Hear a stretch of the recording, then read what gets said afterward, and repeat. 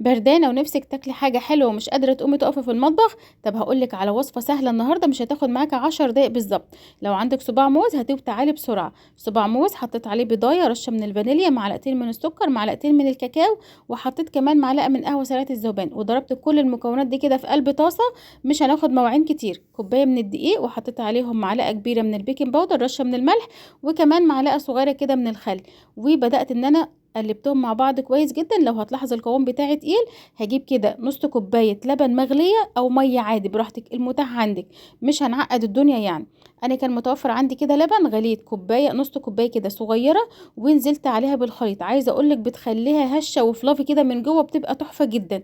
وهعمل كله في قلب بعضه كده لحد ما القوام عندي يبقى كريمي بالشكل ده كده.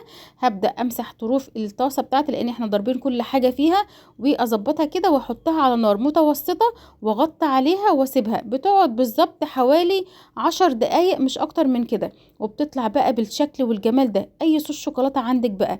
ده كان عندي كده حبه شوكولاته على حبه لبن، سكر، معلقه 200 من الزيت، وحطيتهم عليه. وبتشربيها بها اي فاكهه ما عندكيش مش مهم. بس انا كان عندي حبه فاكهه كده قلت ادلعهم كده بيها. حطيتها على الوش كده. عايزه اقول لكم خفيفه وهشه وفلافي وطعمها حلو جدا. مش هتصدقي ان دي في الطاسة وما خدش معانا وقت. مكوناتها مش كتير وسهلة جدا. شوفوا بقى القوام بتاعها حلو قوي، وهي لسه سخنة كمان. عايزة اقول لكم طعمها تحفة، وكمان لما باتت قسما بالله طعمها احلى من الجاتو شاتو اللي انت ممكن تعمليه وتاخدي فيه ساعة في عمايله وتدخله فرن والكلام ده كله. لا، ما بتاخدش معاكي وقت خالص، وخفيفة وهشة وجميلة.